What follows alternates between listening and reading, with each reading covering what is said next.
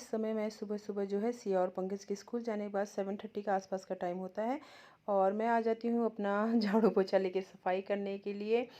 देखिए यहाँ पे मतलब अपना आप मैंने पहले भी बहुत बार कहा है, अपने आप अपना काम करने का ये मज़ा होता है कि एक तो आपको किसी के भरोसे नहीं रहना पड़ता और दूसरा ये होता है कि मतलब देखिए हमारे जैसे हम लोग का है घर तो जो काम वाले होते हैं ना, मतलब जो हाउस हेल्पर्स आते हैं आपके, वो अपने मर्जी के हिसाब से करते हैं। मतलब वो कभी आते हैं कभी नहीं आते हैं और कभी उनकी मर्जी होगी तो ऊपर वाला करेंगे, नहीं तो नहीं करेंगे।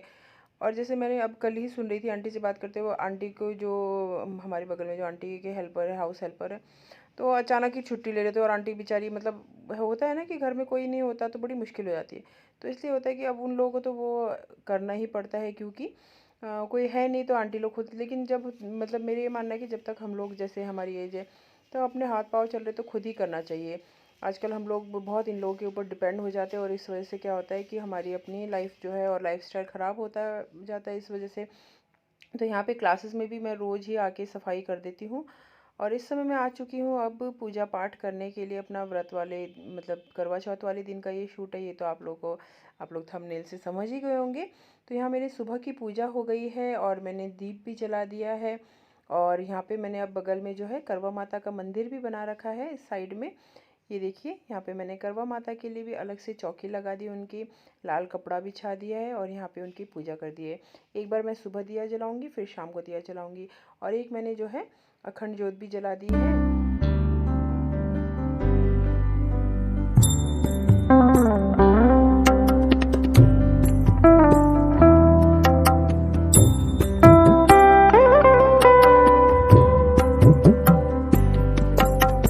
और यहाँ पे सिया जो है अपनी नानी को नेल पॉलिश लगा रही है, नेल पॉलिश नेल पेंट लगा रही है।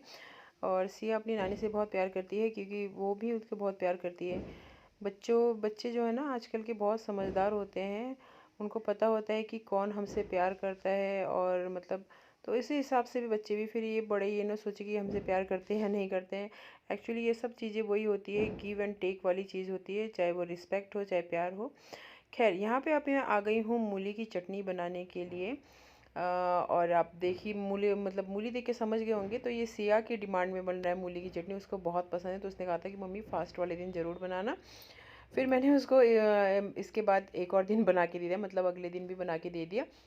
और साथ साथ में मैं बना रही हूँ गोभी आलू मटर की सब्ज़ी। तो मैंने पहले गोभी और आलू को जो है फ्राई कर लिया था। इस तरह से हम बनाते हैं तो ये हलवाई वाली सब्ज़ी हो जाती है, मतलब बिल्कुल टेस्ट हो जाता है। आपको कढ़ाई थोड़ा ऐसा दिख रहा होगा क्योंकि इस तरह से मैं ना 2-3 सब्जियां एक साथ ही बना देती हूँ। इस तरह से थोड़ा टाइम भी सेव हो जाता है।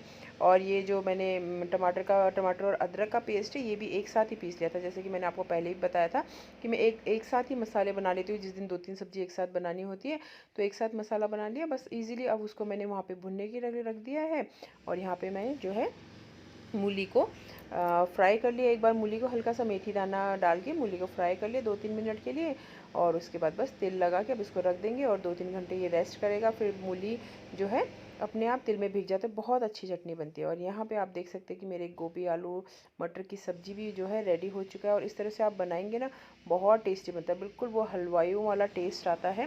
तो यहाँ पे खाना मेरे सारा रेडी हो गया था। छोले भी बनाए थे मैंने जिसकी कि मैं शूट नहीं कर पाई।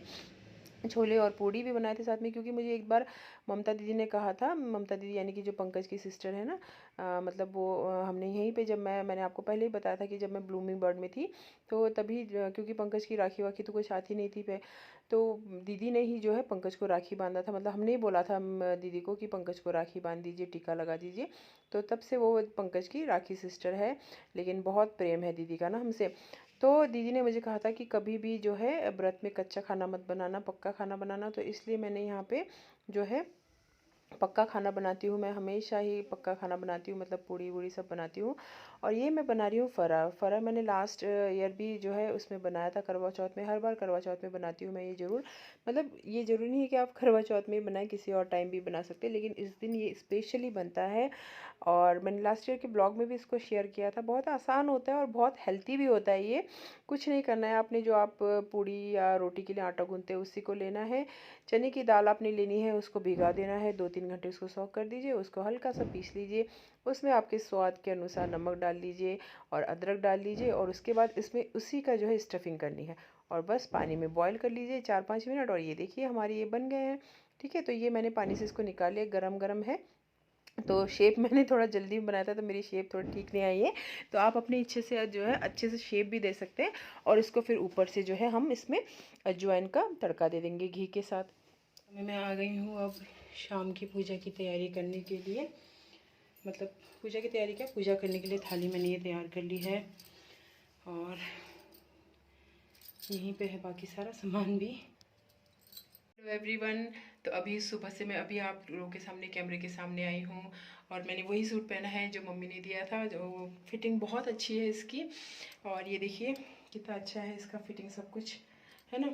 और पूजा की थाली मेरी रेडी है और मैं वेट कर रही हूँ। मतलब यहाँ पूजा मेरी हो गई है, मंदिर में अपनी पूजा हो गई है, करवा माता की भी। यहाँ पे मैंने सुबह भी पूजा कर ली थी, जैसा कि आपने वीडियो में देखा होगा। शाम को भी मैंने पूजा कर ली है अभी। अब मैं बाहर जाके जो है देखती हूँ चाँद आया कि नहीं, क्यों मैं पूजा कर रही हूँ। और वहाँ पे किसी बच्चे की आवाज़ आ रही कि मम्मी चाँद आ गया, मतलब अपनी मम्मी को बता रहा है कोई बच्चा।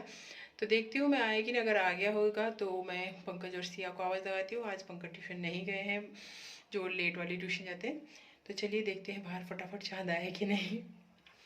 और यहाँ पे मुझे फिर से वॉइस ओवर करना पड़ा, वो इसलिए क्योंकि जब मैंने बाहर की जो शूट कर रखा है छत पे, तो उसमें बहुत आवाज़ आ रही है उसमें, मतलब आवाज़ यानी कि बाहर की आवाज़ आ रही है, मेरी आवाज़ है। और अभी भी जब मैं वॉइस ओवर कर रही हूँ तब भी इस समय भी आप लोगों को आसपास की आवाज़ें आएंगी, क्योंकि हमारे यहाँ पे मम्मी के घर में, हमारे बगल वाले 2-3 घरों में एक साथ इतना सारा काम चल रहा है कि जब भी मैं वॉइस ओवर करूँगी आवाज़ आएगी। या तो फिर मुझे रात को 10 बजे के बाद वॉइस ओवर करना पड़ेगा, लेकिन तब भी हमारी कॉलोनी वाले जो है सो नहीं रखे होते हैं, तो आपको आवाज़ आ सकती है। तो चंद्रदेव आ गए थे खैर यहाँ पे, और ये पूजा मेरी हो रही है। आप देखिए चंद्रदेव बिल्कुल सामने है। और मुझे थोड़ा एक्सक्यूज़ कीजिएगा, माफ़ कीजिएगा, आपको हो सकता है पीछे से ज़्यादा आवाज़ आए, ये ड्रिल मशीन चल रहा है बगल वाले घर में। तो चलिए यहाँ पे जो है चंद्रदेव आ गए हैं और पूजा चंद्रदेव की भी हो रही है और पतिदेव की भी हो रही है। और सामने, बिल्कुल सामने देखिए कितनी सारी लाइटनिंग दिख रही है। वो दिवाली की लाइटनिंग नहीं है, वो मसूरी है। देखिए कितना सुंदर लग दिखाई देता है। किसी दिन आपको मैं रात में आके शूट करके दिखाऊंगी। मसूरी बहुत सुंदर दिखाई देता है। और पंकज कितना खुश हो रहा है, और वो यही कहते हैं कि साल में एक दिन होता है जब तुम मेरे पैर छूती हो, और वो बहुत ही ज़्यादा खुश होते हैं इस दिन। तो बस अब पानी जो है, सुबह से तो प्यास लग रही थी, लेकिन जिस टाइम पानी पीने को मिला तो फिर बस पिया नहीं गया। तो बस अब हम लोग यहाँ से अब सीधा नीचे जाएंगे। और चलिए पूजा हो गई है संपन्न। देखो हमारी आंटी जी है ना, सुशील आंटी जी, उनको पता ही नहीं था कि चांद आया है। तो मैंने अभी अभी उनको बताया कि चांद आ गया है। आंटी बेचारी, बल्कि पीछे वाले छत वालों को भी पता चल गया था। हाँ, और ये मैं यहाँ पे ले जा रही हूँ पंकज और सिया के लिए फल।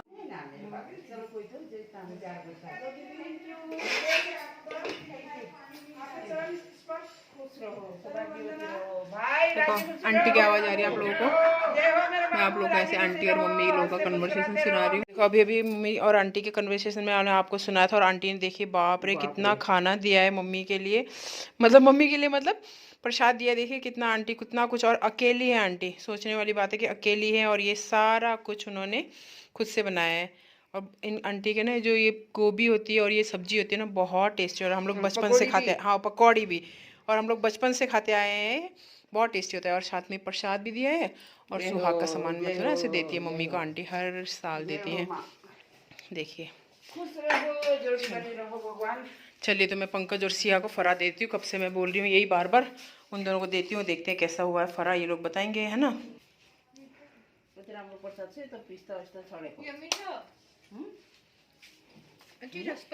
और यहाँ पे अब हम बैठ गए हैं खाने पीने के लिए। और एक और चीज़ मैं आपको बताऊंगी कि पंकज भी हमेशा ही मेरे साथ ये फास्ट रखते हैं। मतलब जब से हमारी शादी हुई है तब से, यानी कि काफ़ी टाइम हो गया हमारी शादी को, तो तब से ही वो भी ये फास्ट रखते हैं मेरे साथ ही। और ऐसे ही मेरे जो छोटे वाले मामा हैं, क्योंकि मामी रखती है तो छोटे वाले मामा भी रखते हैं। तो ये मतलब अपना प्यार होता है, ये कह सकते हैं कि अपना प्यार होता है तभी।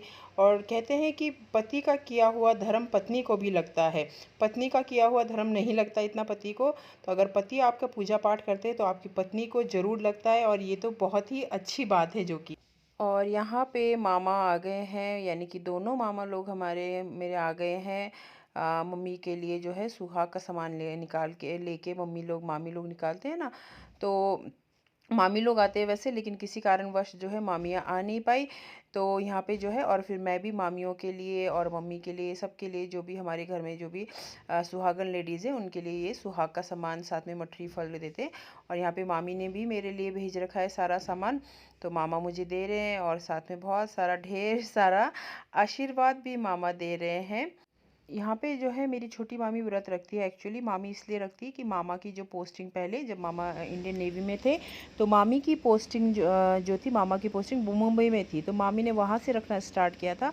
मतलब कि मामी को भी ये फास्ट रखते हुए कम से कम 26-27 साल हो गए, तब से मामी रख रही है।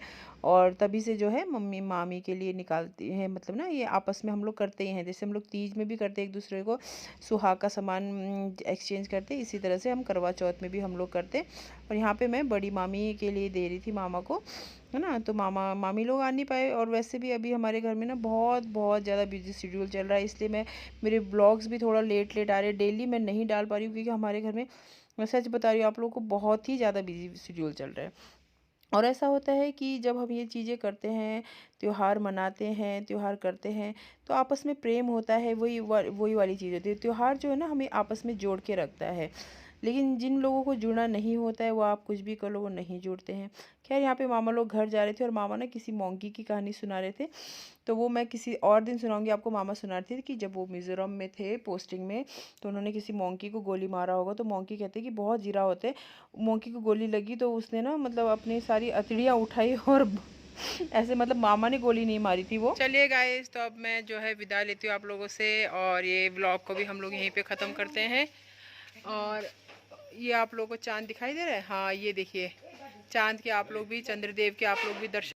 तो चलिए फिर अब मैं आप लोगों से विदा लेती हूँ। आई होप कि आप लोग का आज का ब्लॉग पसंद आया होगा, और आप लोगों ने भी अपना करवा चौथ बहुत अच्छे से मनाया होगा।